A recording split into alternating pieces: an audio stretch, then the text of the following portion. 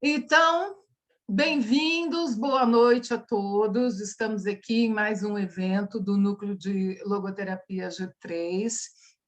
Hoje é terça-feira, 6 de abril de 2021, 19h30.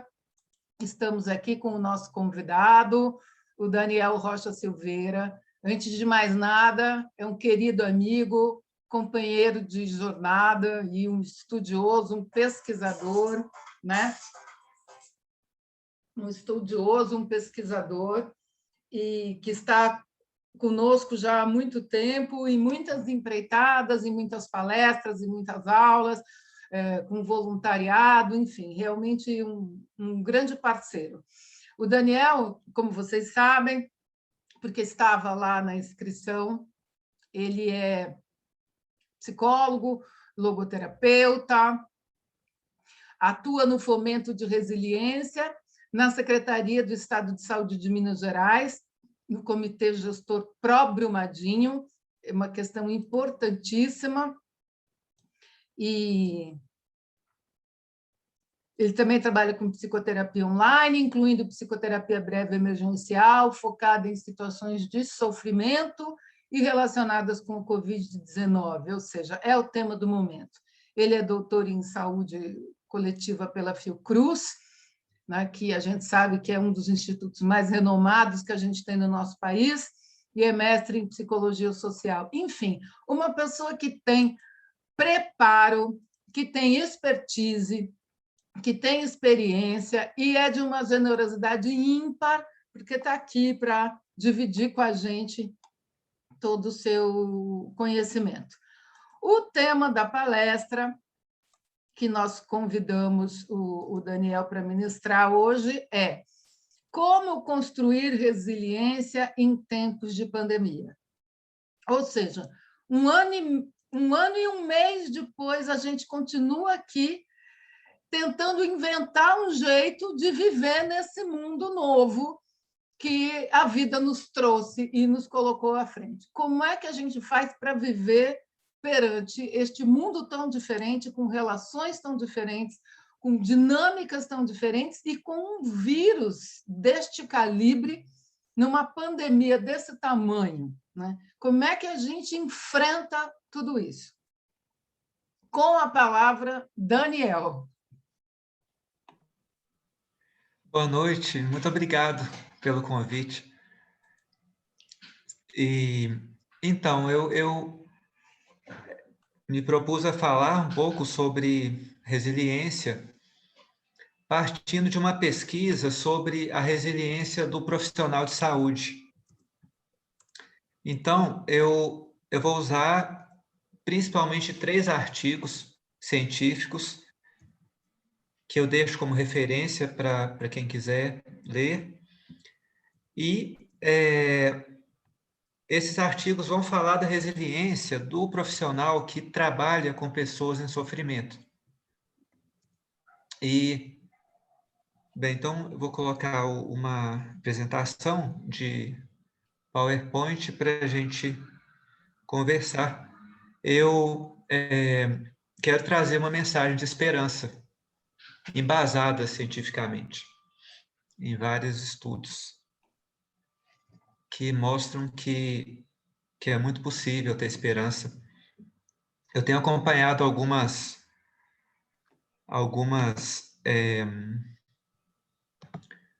estudos, palestras, congressos, e a gente acompanha, né, sobre tudo que está acontecendo, e é difícil ter esperança.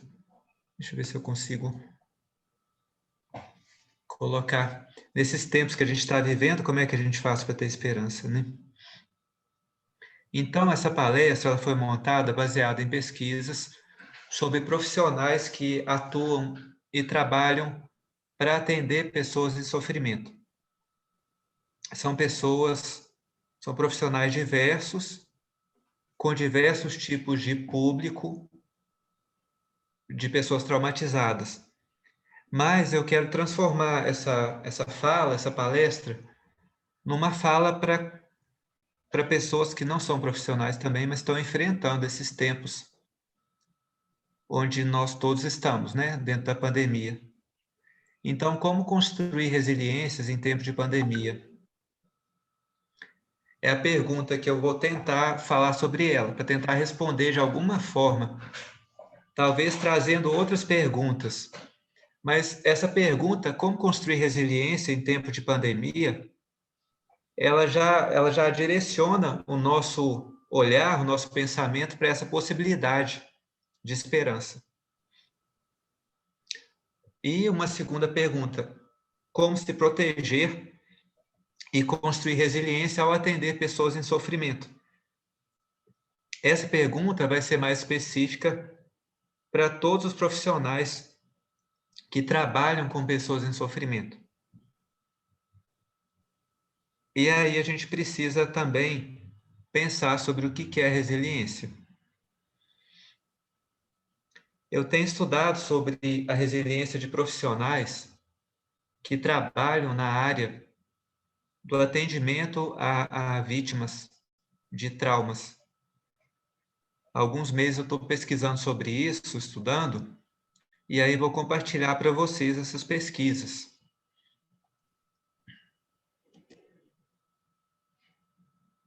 Então, assim, essa fala ela é muito baseada nesse estudo sobre o que acontece com uma pessoa que se dispõe a acolher outra pessoa. Eu busquei várias pesquisas, por exemplo, sobre quais são as pessoas que estão nessas pesquisas. Profissionais que atendem traumatizados, então, pelo mundo afora. Por exemplo, profissionais que atenderam as vítimas do 11 de setembro lá em Nova York. Ou então, pessoas que atendem vítimas de terrorismo, de guerras, de tortura. Profissionais que atendem pessoas torturadas, e também profissionais que atenderam torturadores. Profissionais que atendem pessoas diante de tragédias como desastres naturais, catástrofes, terremotos ou enchentes, incluindo tanto pessoas da área de saúde, quanto Corpo de Bombeiros, Defesa Civil, Polícia Militar.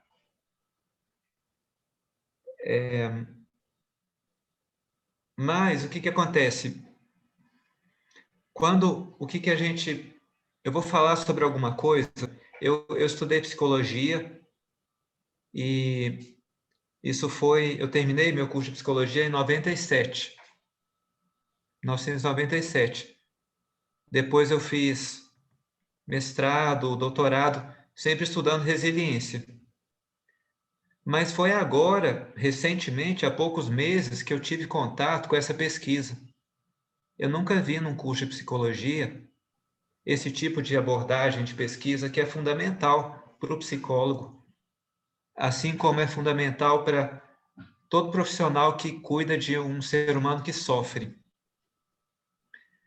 E o que acontece? A base para eu atender uma pessoa, para eu me aproximar de alguém que está em sofrimento e oferecer algum tipo de ajuda, é um canal de contato que acontece através da empatia. Ou seja, eu me coloco diante de alguém na disponibilidade de tentar entender o sofrimento daquela pessoa e ver o que eu posso fazer para poder ajudá-la de alguma forma. E então esse é um canal que o profissional precisa ter para fazer algum tipo de atendimento na área de saúde, ou mesmo um profissional da Defesa Civil, das Forças de Segurança, que se coloque para favorecer uma população. Mas acontece que essa mesma empatia que me permite ajudar alguém é um canal, através desse canal eu me traumatizo também de alguma forma. Então, assim, essa fala, apesar ela ser um pouco voltada para o profissional que ajuda outra pessoa, ela é para todos nós, porque quando eu estou diante de alguém que está sofrendo, por exemplo, com Covid, ou então uma pessoa que perdeu um familiar com Covid, que morreu, que está tão forte, né, no mundo agora e no Brasil, eu faço um contato com a pessoa através de uma abertura para estar ao lado daquela situação, daquela pessoa. Essa abertura a gente pode chamar de empatia, num certo sentido. Mas através da empatia, eu ajudo, mas eu sofro também. E aí vem o meu sofrimento. E como é que eu faço para lidar com esse sofrimento? Aí a gente pode pensar tanto no sofrimento do profissional que ajuda, mas no sofrimento da pessoa que não é um profissional nessa área de saúde, mas que está sofrendo com tudo isso que está acontecendo. A gente está no Brasil, né, situação brasileira com Covid. Agora, é importante pensar que o profissional de saúde ele é uma pessoa, ou seja, tem suas fragilidades e é humano, da mesma forma que a pessoa que ele está ajudando, né? Não é um super-homem, é um ser humano que sofre, que tem limitações e que se desgasta e precisa se cuidar. Nesse slide, eu coloquei, porque assim, tem vários estudos foram sendo feitos sobre a pessoa que ajuda a outra pessoa e como é que ela é afetada enquanto ela ajuda. Então, assim, é preciso enfatizar que isso é muito pouco falado nas faculdades, universidades, mas é muito fundamental, porque eu, como profissional de ajuda, eu preciso estar bem para que eu consiga ajudar o outro. Um profissional de ajuda desgastado, ele não consegue, ele tanto compromete a saúde dele mesmo, quanto compromete a qualidade do atendimento que ele dá para o outro. Então, é uma questão ética dos cursos de formação tratar desse tema, que é tão pouco endereçado. Então, nesse slide, eu coloquei 6 conceitos. São várias formas de entender como que a pessoa é afetada quando ela atende outra pessoa. Então, vou partir disso e vou explicar um pouquinho, falar sobre esses 6 conceitos, mas o objetivo é que a gente possa chegar nas possibilidades de cuidado. Cuidado consigo mesmo e com o outro, buscando a resiliência. Então, esse é um cenário inicial para poder falar de resiliência. Então, quando um profissional, quando uma pessoa entra em contato com o sofrimento de outra, pode ser um enfermeiro, um terapeuta ocupacional, fisioterapeuta, psicólogo, médico, um policial, uma pessoa que trabalha no corpo de bombeiros, defesa civil. Então, ao entrar em contato com o trabalho, com o sofrimento de outra pessoa que eu estou atendendo, pode surgir uma dor emocional que foi chamada de um estresse traumático secundário. Parece com um transtorno de estresse pós-traumático, os efeitos de um transtorno de estresse pós-traumático. Com os mesmos tipos de sofrimento, o profissional, ao trabalhar, escutar relatos de pessoas que estão sofrendo, ele sente esse sofrimento e pode ter esses sintomas. Pode haver um outro... Então, assim, esses conceitos, tem 6 aqui, conceitos que eles são muito específicos, mas eles podem acontecer simultaneamente e eles se misturam um pouco, mas eu vou distinguir cada um para poder focar na resiliência depois. Então, o estresse traumático secundário é uma dor emocional que parece com um transtorno de estresse, um sofrimento que a pessoa passa diante de um trauma, ou aquele que cuida, a pessoa que cuida também passa por isso, no contato com a dor da pessoa que ele está atendendo. A fadiga de compaixão, que é o número 2 desse slide, ela tem a ver com uma exposição ao sofrimento, a história. É o profissional que cuida de pessoas sofridas, ele está exposto ao sofrimento do outro que ele cuida.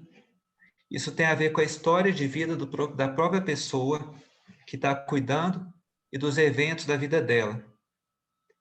Gera sintoma de medo, ansiedade, desamparo, confusão, isolamento. E foi chamado de um estresse da empatia. Esse slide acho que ajuda muito também a compreender o sofrimento da pessoa que cuida. E o carinho que a gente precisa ter com a pessoa que cuida, que é um ser humano também.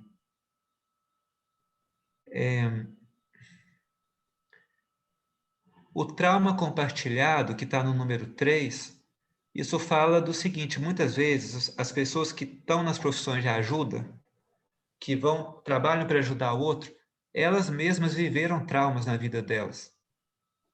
Às vezes até pelo trauma que a pessoa resolveu tentar se tratar e até trabalhar para ajudar o outro. Então tem um índice elevado de traumas dentro dos profissionais de saúde, que eles viveram isso. Mais do que na população em geral, talvez. E aí, quando o profissional de saúde está atendendo alguém e aquela pessoa conta de um trauma, isso pode acionar as memórias que o próprio profissional tem dos traumas pessoais dele. Então, daí isso pode atrapalhar o atendimento ou não. Daí a importância da pessoa se cuidar, esse profissional. O burnout, que está no número 4, ele é ligado mais a um ambiente de trabalho, ele gera uma exaustão na pessoa que ela entra numa estafa e não consegue trabalhar mais.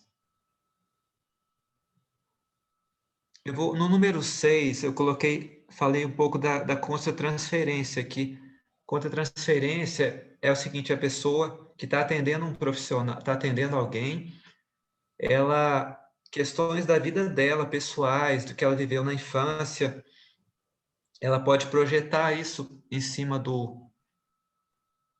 da pessoa que ela está atendendo. Isso é uma circunstância da relação terapêutica ou da relação com alguém que eu estou ajudando. E faz parte do processo de ajudar alguém. Agora, eu quero focar nessa traumatização vicariante. É o seguinte: a pessoa vai escutando histórias de trauma, e aí, vicariante significa assim, que ao escutar alguma coisa, por escutar, eu vou me traumatizando. Isso é mais profundo e vai alterando a experiência interior da pessoa. Aqui eu posso falar do profissional de ajuda, de saúde, mas eu acho que todo mundo vive alguma coisa parecida com isso hoje. Porque vai afetando, isso tem um efeito a longo prazo, ele diminui a alegria de viver, vai trazendo uma falta de esperança, um pessimismo, e afeta os esquemas cognitivos que uma pessoa tem. São grupos de crenças sobre a segurança, a autoestima, a confiança, o controle e a intimidade. Por exemplo, alguém que vai trabalhar na profissão de ajuda e ela tem uma boa vontade de querer ajudar as pessoas, ela acredita que o mundo é bom, as pessoas podem ser boas, e de repente ela vai estudar, ela vai trabalhar com pessoas vítimas de traumas como tortura, abuso sexual, violência doméstica, violência contra a mulher, e aí essa pessoa vai mudando a visão de mundo. Ela pensa: espera aí, o mundo não é tão bom assim não, o mundo é ruim, as pessoas são ruins. E aí a pessoa vai ficando pessimista ao longo dos anos, vai ficando mais negativista, vai deixando de ter esperança. Isso pode atrapalhar, afeta a vida pessoal dela e afeta os atendimentos também. E hoje a gente está numa experiência, todo mundo está numa experiência de escutar muitas notícias o tempo todo sobre mortes e, ao mesmo tempo, numa situação política conflitiva, com extremismos políticos, né? E aí junta com a experiência pessoal de ver pessoas morrendo, conhecidos que adoeceram, morreram de Covid. E isso vai minando a esperança, a alegria de viver. A pessoa vai entrando sem perceber num pessimismo e numa sensação de que a gente está num túnel sem saída. É um tipo de traumatização vicariante. Ao escutar falar das pessoas que estão morrendo, ao ver as notícias, eu vou me traumatizando. Isso acontece com um profissional de saúde também. E aí a gente traz uma necessidade grande de cuidado com cada um de nós e com o profissional de saúde. O que acontece? Eu estou trazendo vários artigos como suporte para falar o que eu estou, enfim, para trazer uma mensagem de esperança. E eles são mais focados em profissionais de ajuda, mas eles também, a gente pode estender para todo mundo, para todos nós. Agora, nesse slide, eu trago o lado bom de ajudar o outro, né? São alguns conceitos que falam disso. Por exemplo, a satisfação de compaixão, a satisfação por ajudar. Um conjunto de crenças que uma pessoa tem que faz a pessoa querer ajudar o outro. E ao ajudar, isso traz uma satisfação. Isso é um alimento para o profissional de saúde. E, no caso de uma pessoa que não é profissional de saúde, o bem-estar de ver o outro melhorando, de o outro estar bem. Isso é uma experiência. Existe o altruísmo nascido no sofrimento, que são as pessoas que a pessoa, depois de um sofrimento, ela se torna altruísta, ela começa a querer ajudar o outro, pela experiência de sofrimento. Existe o crescimento pós-traumático, que é assim, na luta com o trauma, a pessoa vai crescendo em vários sentidos, de forma que ela se desenvolve muito mais como ser humano do que antes dela ter sido traumatizada. É claro que não é desejável sofrer um trauma, mas tendo passado por um trauma, tem pessoas que crescem com isso. Esse que é o crescimento pós-traumático. Agora, o crescimento pós-traumático vicariante é onde o terapeuta, o profissional de ajuda, ao ajudar outras pessoas, ele sofre com o trauma dos outros e na luta para tentar entender isso, para tentar dar uma solução para isso, ele cresce junto. Então, terapeutas de sobreviventes de trauma que são transformados positivamente ao trabalhar com isso. Agora, a gente entra no tema mais central, assim, que eu quero tratar, que é, a resiliência vicariante. O que é isso? Resiliência tem a ver com um crescimento que acontece apesar de dificuldades e adversidades, onde uma pessoa, ou então uma comunidade, ou então uma organização, um povo, depois de sofrer um impacto grande, a pessoa se machuca, ela sente dor, ela sofre, ela não é uma pessoa, um super-homem, não é invulnerável, não é uma pessoa especialmente forte, ela sofre, ela se machuca, mas ela vai encontrando possibilidades de crescimento e superação. E no caso da resiliência vicariante, o que acontece?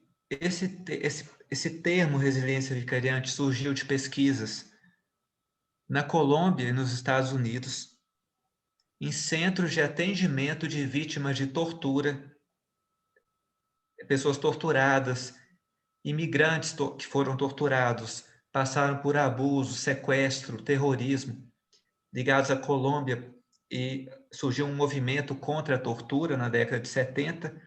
Ele cresceu nos Estados Unidos e alguns terapeutas que trabalhando com pessoas torturadas, sofrendo por testemunhar, né, por ver o sofrimento dos seus clientes, assim, que foram torturados, por um lado sofrendo, mas por outro lado eles começaram a relatar que eles começaram a desenvolver resiliência, pelo exemplo, por testemunhar a resiliência daquelas pessoas que passaram por situações mais horríveis e foram encontrando caminhos de crescimento.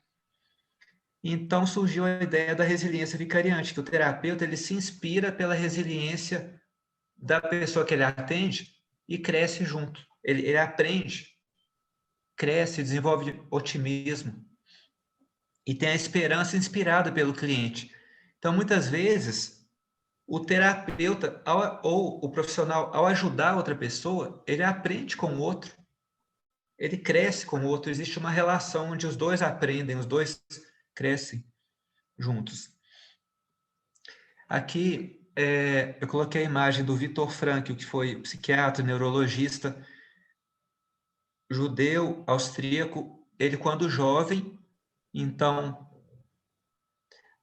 ele não é particularmente forte, ele é até magro, assim, feliz, mas ele passou depois pelos campos de concentração, onde e depois ele idoso, é um exemplo de uma vida de alguém que enfrentou uma série de situações e conseguiu ir mantendo posturas e atitudes que favoreceram ele superar uma série de dificuldades. Então, é um modelo para nós, né? Bem, agora, como prevenir contra a traumatização vicariante? Como é que um profissional que atende pessoas que estão em sofrimento pode se prevenir contra os efeitos dessa traumatização que vai acontecendo ao atender? O que acontece? Nas pesquisas, é muito claro o seguinte: para trabalhar, para prevenir contra esse tipo de traumatização, e inclusive para que haja também o desenvolvimento da resiliência, é muito importante atuar a nível da organização de trabalho, a nível organizacional, da organização do local onde a pessoa está ali trabalhando. Porque muitas vezes a forma de organização está adoecendo a pessoa. Isso é fundamental. Trabalhar, tanto que surgiu um conceito das organizações que são, eu vou tentar fazer uma tradução para o português, mas seria assim, são as empresas, as organizações de saúde conscientes da traumatização vicariante. Então, ela já tem um tipo de organização de trabalho para poder prevenir contra isso. Estão sendo feitas várias pesquisas em relação ao Covid, por exemplo, em Nova York, um grupo de hospitais que criou sistemas dentro dos hospitais para poder tratar e cuidar bem dos profissionais de saúde para eles não entrarem nesse quadro de traumatização vicariante. Então, isso é muito da organização. Mas hoje eu vou fazer um foco na pessoa do profissional de saúde. Por que eu falei isso? Porque grande parte da responsabilidade dessa traumatização vicariante tem a ver com a organização do trabalho, da forma como a pessoa está inserida num centro de saúde, num hospital, num sistema de saúde. A organização da gestão e do trabalho. Só que agora eu vou falar sobre como prevenir contra a traumatização a nível mais da pessoa em si, de uma pessoa mas a gente precisa entender que a responsabilidade da traumatização não tem a ver só com aquela pessoa, não. Tem a ver com uma organização que precisa ser trabalhada. Mas como fazer para prevenir? São vários pontos através de pesquisas que surgiram esses pontos assim. O profissional precisa aumentar o contato com outras pessoas nos domínios profissional, pessoal e espiritual. Por exemplo, a nível profissional, buscar supervisão, buscar orientação de outros profissionais, onde que eu posso compartilhar sobre os atendimentos que eu estou fazendo e o meu sofrimento e como é que aquilo me afeta. Buscar treinamento constante, suporte, aí tem a palavra organizacional, suporte da estrutura organizacional e autocuidado. Mas aí entra nessa diversidade de papéis profissionais, diversidade. Bem, voltando aqui, a nível pessoal, eu preciso ter amizades, preciso ter relações que não tem nada a ver com o meu trabalho, fazer coisas diferentes que não tem nada a ver com o trabalho, uma busca de espiritualidade, uma conexão com a transcendência. No trabalho, trabalhar em vários papéis diferentes e mudar a clientela. Se uma pessoa, uma coisa que comprovadamente causa traumatização vicariante é quando, por exemplo, um profissional só atende pessoas traumatizadas. O volume desses atendimentos causa uma traumatização. Então, precisa variar o trabalho, precisa atender pessoas com sintomas diferentes, com tipos de situações diferentes. Uma hora atende um traumatizado, outra hora não atende, atende outras coisas, faz outros trabalhos, para não ter muita exposição só a pessoas que estão naquele tipo de sofrimento.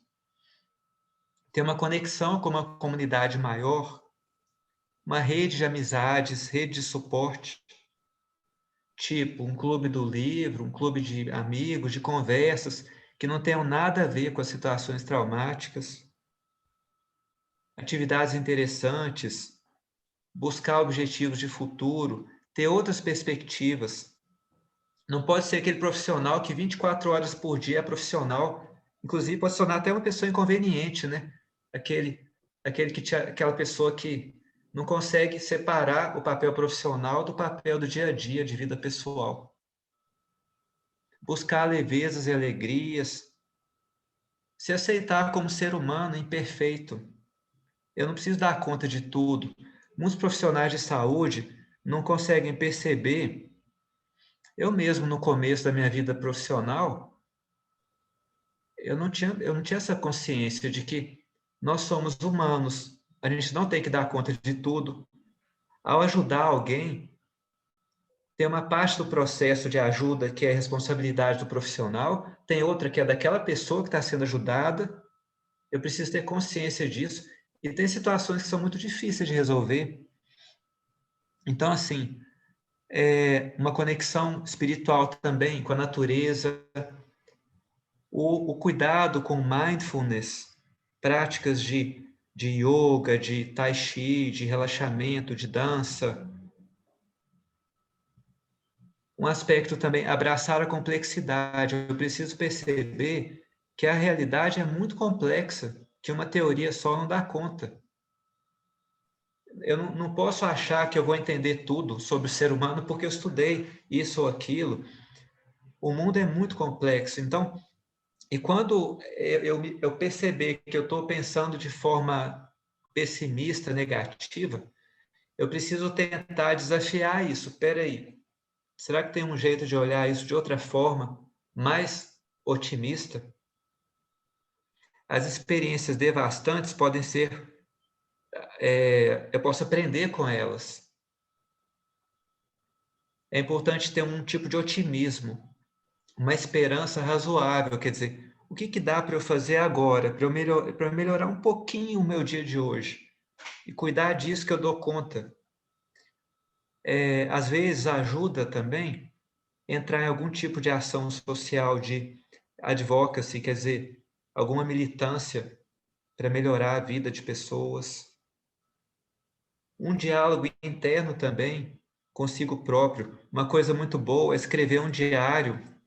Por exemplo, ao final de cada dia, eu escrevo 5 agradecimentos pelo dia, 5 coisas boas que eu vivi hoje. Eu estou vivo, hoje eu conversei com um amigo meu que é legal, ele foi uma conversa boa. Eu tomei um café que foi gostoso, o céu estava bonito, eu aprendi isso. Escrever 5 agradecimentos por dia ajuda demais. E escrever mais alguma coisa, porque isso educa também o sistema nervoso a olhar para o lado positivo das coisas, o lado real e positivo. Quando você fica muito exposto a muita notícia ruim, isso gera um efeito no sistema nervoso, principalmente porque o jornalismo lucra exagerando situações ruins. Aí vai e cria um clima de apocalipse que acabou o mundo, porque eles ganham com isso. Então, precisa ter um cuidado. Por exemplo, uma dieta de informações. Eu praticamente não assisto, não estou assistindo jornal televisivo. Eu olho jornal escrito, porque não tem um aparato de efeitos cinematográficos, imagens, som para te deixar mais impressionado. Então, um autocuidado é importante.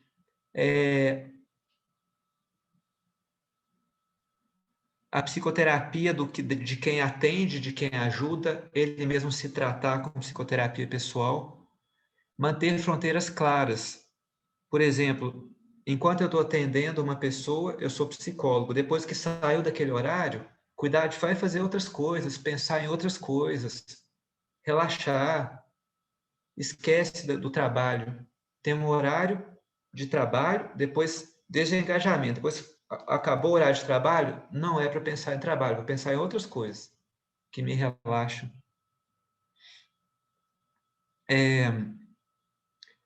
Buscar sentido para as dificuldades, para a adversidade, aceitar aquilo que eu não compreendo, tem coisa que não dá para entender. Dentro da visão do Viktor Frankl, existe um sentido para tudo, assim, para o sofrimento, mesmo só que às vezes não dá para eu entender por que aquilo aconteceu comigo, mas eu posso ter uma fé de que tem um sentido por trás daquilo. Talvez anos depois eu vá entender mais ou menos, mas eu posso crescer, posso aprender. A empatia, se eu souber lidar bem com a empatia, eu posso ter um cuidado com o outro, mas um cuidado comigo. Eu vou percebendo como é que eu estou sendo afetado, que hora que eu preciso me afastar um pouco, que hora que eu posso me aproximar, que hora que eu preciso me cuidar. Agora, nesse slide, eu coloquei 7 perguntas que foram usadas numa oficina para desenvolver resiliência vicariante. O terapeuta, ao mesmo tempo que ele se traumatiza, ele desenvolve resiliência também, enquanto ele trabalha com a pessoa que está em sofrimento. Mas isso vale para quem não é terapeuta também, assim. Buscar modelos de pessoas que superam dificuldades, buscar tudo aquilo que possa me ajudar a encontrar esperança de uma forma realista, mas buscar um olhar otimista em de todas as formas, assim, onde que eu posso encontrar isso? Agora, essas perguntas, elas ajudam a reconhecer a inspiração que as pessoas que a gente atende traz para a gente. Então, assim, por exemplo, você testemunhou seus clientes superarem quais desafios? O que o seu cliente, a pessoa que você atende, estimulou em você, que você quer cuidar e expandir em você? Alguns pensamentos seus sobre você mesmo mudaram? Você mudou seu autoconceito, sua visão de si mesmo, do mundo, da vida? Quando você testemunhou a resiliência dos seus clientes? A sua visão de mundo mudou de alguma forma? Você percebe algum impacto na sua visão sobre espiritualidade? Espiritualidade tem a ver com uma conexão com aquilo que você não compreende, com algo maior, com uma... Não é uma religiosidade, é uma conexão com um sentido mais profundo para a vida. Você tem pensamento sobre como seu trabalho pode ter sido positivamente impactado pela resiliência dos seus clientes? Você tem pensamento sobre como a sua forma de cuidar de você melhorou ao aprender com a resiliência de seus clientes? Então, assim, eu estou falando, tudo isso é para tentar levantar em nós um olhar para perguntar assim, onde que eu posso encontrar esperança? Onde que eu posso organizar minha vida de alguma forma que me ajude a continuar vivo, inclusive ser feliz, inclusive me manter com saúde da melhor forma? Como é que eu posso acreditar no sentido da vida e numa evolução, numa possibilidade de crescimento das pessoas, apesar das dificuldades e de tudo que a gente vê de ruim? Como manter a esperança? Então,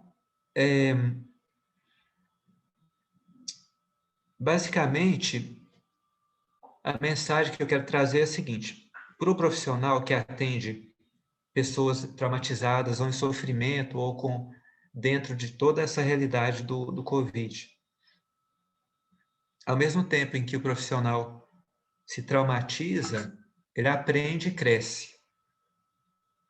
Como eu posso fazer para me cuidar, para manter minha saúde, para me dar direito de manter saúde, para que eu possa continuar ajudando, mas me ajudar também? Onde que eu posso buscar a resiliência? Agora, para todos, a mensagem de todas essas pesquisas é a seguinte: é possível buscar possibilidade de crescimento, de superação, de olhar o lado bom dos acontecimentos. E resiliência tem a ver com cuidar do ambiente onde eu vivo, onde que eu moro, como é que eu posso melhorar o meu ambiente e meus relacionamentos, de forma que eu crie redes de suporte que sustentam a minha vontade de viver, inclusive que me permitem ser feliz. A resiliência é uma construção coletiva, não é de uma pessoa sozinha. A pessoa sofre um impacto, ela fica machucada, dói, mas ela busca ajuda, ela busca uma mão que possa ajudar. Isso levanta e acende uma esperança, e daí eu vou buscar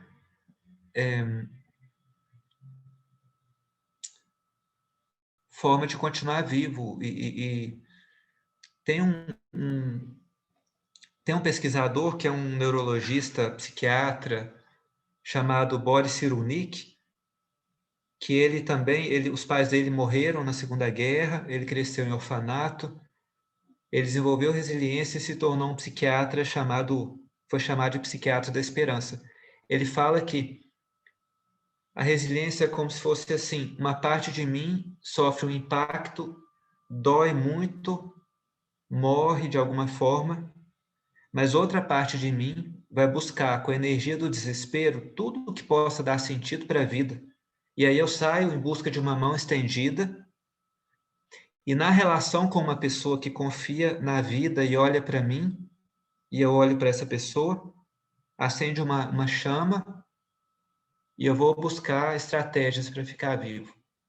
Inclusive superar as adversidades e, inclusive, ser feliz.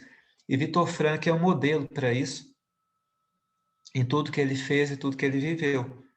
É um ser humano e nós somos humanos, nós sofremos, mas a gente pode buscar o sentido da vida e a maravilha que existe apesar do sofrimento.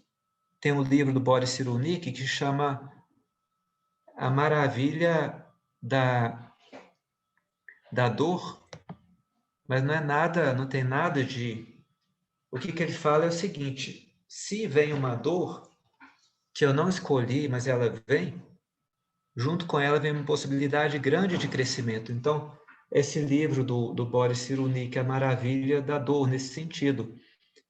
Onde que eu posso buscar essas possibilidades, né, de superação? E ele resume a resiliência em duas palavras, que é o vínculo e o sentido.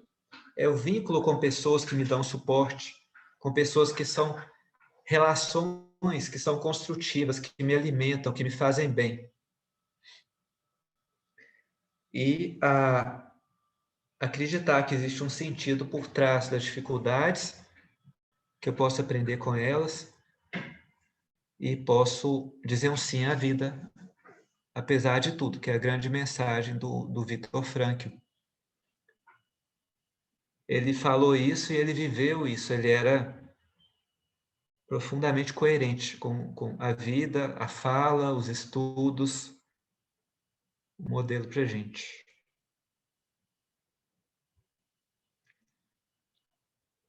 Então...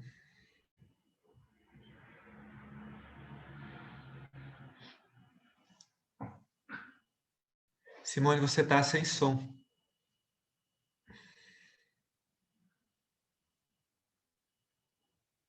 Eu acho que eu posso responder alguma pergunta. Então, se alguém tiver perguntas, eu coloquei aqui no chat, se alguém tiver perguntas, escrevam aqui, que a gente tem ainda uns 5 minutinhos antes da gente fazer o fechamento, e eu tenho vários comunicados para passar para vocês, mas se vocês tiverem conversas, perguntas, podem colocar.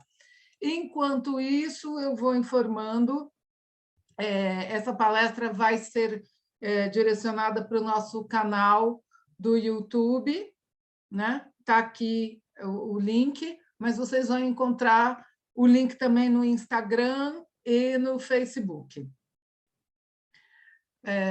Eu achei muito interessante o que você falou, Daniel, sobre esse termo traumatização vicariante. O que é que significa vicariante? De onde vem essa palavra?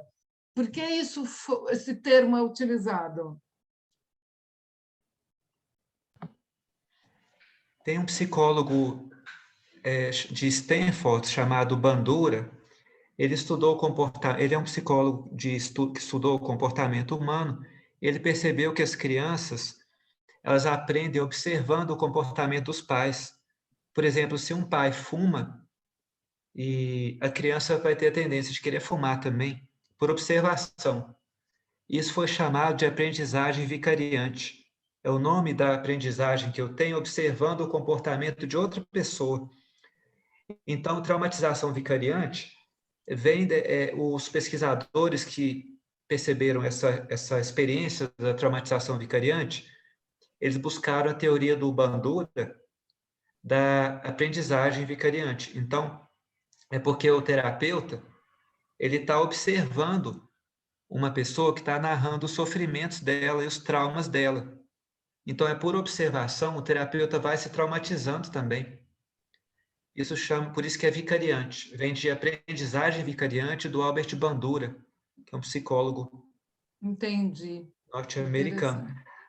Agora, a traumatização vicariante, ela é sutil, por isso que ela é perigosa. Aos poucos, a pessoa, ao atender pessoas traumatizadas, ela vai ficando pessimista, por exemplo. Ela vai achando que não tem muito o que fazer, que o mundo é ruim, que as pessoas são ruins, vai perdendo a esperança, e aí isso muda a forma dela ver a vida, dela viver no seu dia a dia, com a sua família, e de repente ela começa a prejudicar os pacientes dela. Então é um alerta para o terapeuta perceber de que forma que ele está sendo modificado pelos atendimentos que ele faz e cuidar para desenvolver resiliência e se tratar e buscar fazer outras coisas além de trabalhar como terapeuta, buscar várias atividades, uma diversidade de clientes com problemáticas diferentes, para poder se cuidar, para ele manter a esperança e uma visão de mundo positiva, mesmo tendo contato com muito sofrimento. precisa ir aprofundando e refinando as formas de compreender que é possível ter esperança, apesar de tudo. Daniel, precisa mesmo, precisamos ter esperança apesar de tudo, e dá para ter esperança apesar de tudo. É só, assim, não é que é fácil, mas assim, é fazer uma escolha. A gente tem essa opção. A situação está lá, mas como é que nós vamos olhar para isso? É isso que o Dr. Franca nos ensina, é isso que a logoterapia nos propõe, é isso que o Boris Cyrulnik nos fala. Agora, o Wagner, ele traz um comentário importantíssimo, está aqui no chat. Boa noite, Wagner, assistente social do CREAS Macaé, Rio de Janeiro. Oi, Wagner, bem-vindo, abraço para Macaé.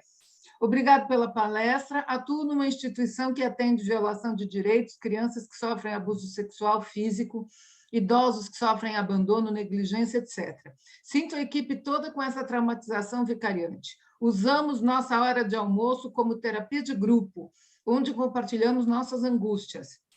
Você nos sugere algo de forma objetiva, algo para a minha equipe? Perfeita a sua pergunta. Nossa, eu tenho pouco tempo e teria que falar muito sobre isso. Talvez poderia continuar essa conversa. A gente pode continuar a conversar sobre isso. Talvez uma outra palestra poderia ser sobre como prevenir e tratar a traumatização vicariante a nível organizacional, a nível de equipe.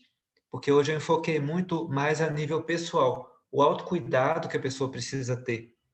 Mas a nível de organização, eu falei pouco. Mas precisa cuidar para que a pessoa, enfim, a pessoa precisa cuidar bem da vida dela, ela em todas as áreas da vida, com saúde, com alimentação, com sono, com, enfim. E não um fator que é muito considerado, que as pesquisas mostraram que gera a traumatização vicariante, é o volume de atendimento de pessoas traumatizadas. Precisa reduzir o volume de atendimentos. A pessoa precisa reduzir o número de as horas que ela passa atendendo a situação da traumatização e colocar outras coisas na vida dela que não tem nada a ver com isso, assim. Trabalhar com outras coisas, com outros clientes. O que mais não dá para trabalhar 40 horas por semana com esse tema. Isso vai afetar muito a pessoa.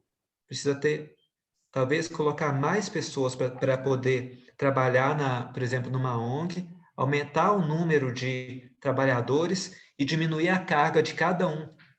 E que a pessoa tenha várias outras atividades na vida além daquilo, assim. Isso é uma coisa que eu posso falar mais rápido, assim.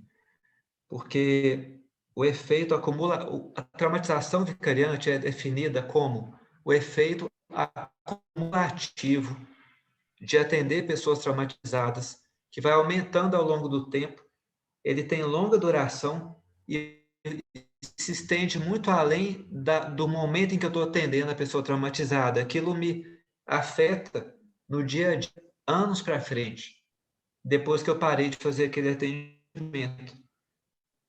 Ele afeta de forma profunda, mudando minha forma de ver a vida, de uma forma que me leva a um pessimismo, que eu posso falar mais assim, de imediato seria aumentar o número de pessoas voluntárias, ou enfim, não sei como é que funciona, que trabalham com os traumatizados. E diminuir a carga horária de cada um, especificamente com aquilo, e sugerir que a pessoa tenha vários outros tipos de atividade ao longo da semana que não tenham nada a ver com aquilo que é o atendimento aos traumatizados. Porque eu posso falar pessoalmente, quando eu estava atendendo ano passado, um testemunho, por exemplo, às vezes eu atendendo uma pessoa que perdeu um parente com Covid, depois do atendimento eu precisava ir tomar um banho, sair, fazer uma caminhada, eu ficava muito afetado. A gente vai absorvendo o sofrimento. A gente ajuda, é bom ajudar, faz parte do sentido da vida, é edificante, é bacana, mas eu preciso me cuidar também.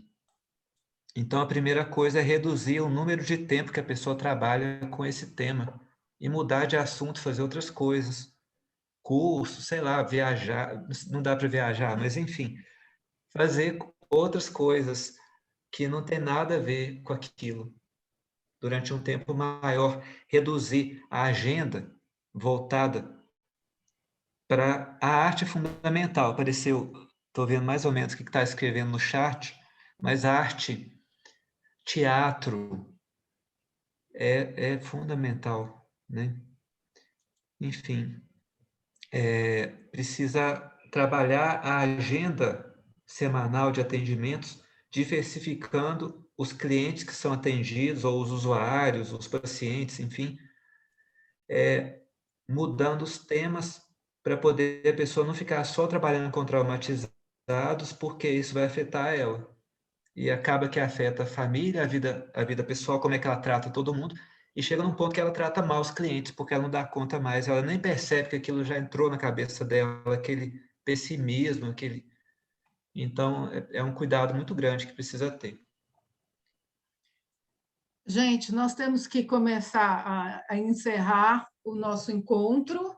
Eu quero agradecer muito, Daniel, a sua disponibilidade de partilhar conosco todo o seu conhecimento.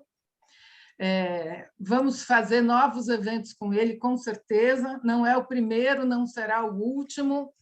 Este daqui, como eu disse para vocês, vai ficar disponível no nosso canal do YouTube. Quero informar que amanhã começa o segundo workshop para iniciantes sobre logoterapia, sobre a vida e a obra do Dr. Vitor Frankl. Para quem não conhece nada de logoterapia e quer começar a ouvir falar sobre o tema, estou vendo aqui que tem algumas pessoas que participaram da primeira edição e agora a gente começa o outro amanhã. Quem quiser participar de um sorteio para um desconto de 50%, deixe o seu nome aqui, informando eu quero, e aí, depois, quando eu fechar o grupo, eu vou ver dos que se colocaram eu quero, eu faço esse sorteio. Não é de uma bolsa de 100%, hein, gente? É uma bolsa de 50% para inscrição, né?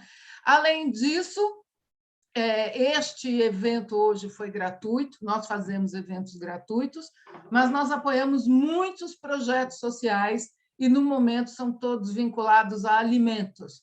Nós estamos aí com mais de 10 milhões de brasileiros passando fome, o que é um absurdo completo. Então, nós estamos vinculados a vários projetos sociais. A gente está convidando vocês a colaborarem com o que vocês puderem. R$10 já é alguma coisa. Junta 10 de cada um, de 40 que estamos aqui, já deu 400, um monte de cesta básica. Também vou passar para vocês quais são os projetos sociais que a gente apoia. Vocês depositam direto para eles no site, na vaquinha. Está valendo qualquer valor, o quanto vocês puderem. O importante é a gente ativar essa corrente do bem. A gente recebe alguma coisa de valor e a gente repassa outra coisa de valor. Então, fica aqui meu convite para vocês participarem do workshop, que começa amanhã, fazerem a doação possível que puderem para projetos sociais, acompanhar a gente nas redes, a gente está no Instagram, a gente está no Facebook, a gente tem canal do YouTube, enfim, e vão ter notícias nossas e do Daniel em breve. Muitíssimo obrigado pela participação de vocês, por quem se inscreveu, por quem esteve conosco, pelo apoio, e a gente vai se ver muito em breve. Daniel, você quer falar alguma coisa? A palavra é sua, antes de fecharmos. Eu quero agradecer a você, Simone, e a todos.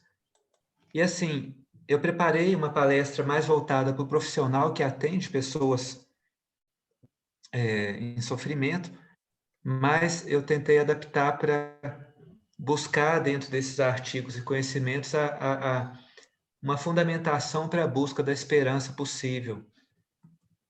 E ela está muito relacionada a sempre colocar objetivos de futuro, sempre olhar para frente, projeto de futuro. porque existe um futuro e vai existir. A gente precisa focar nisso, ter contato com as notícias, se proteger, mas focar muito na possibilidade que existe. A humanidade já superou muita coisa e vai continuar superando. Obrigado. Gente, boa noite a todos. Muito obrigado pela presença. Cuidem-se, se puderem, fiquem em casa, cuidem de si, cuidem das pessoas que vocês amam. O momento é de isolamento, mas isso vai passar. Depois a gente aglomera, depois a gente se beija, depois a gente se abraça. Agora não pode, tá bom? Cuidem-se. Até a próxima. Obrigada pela presença. Até mais. Tchau, tchau.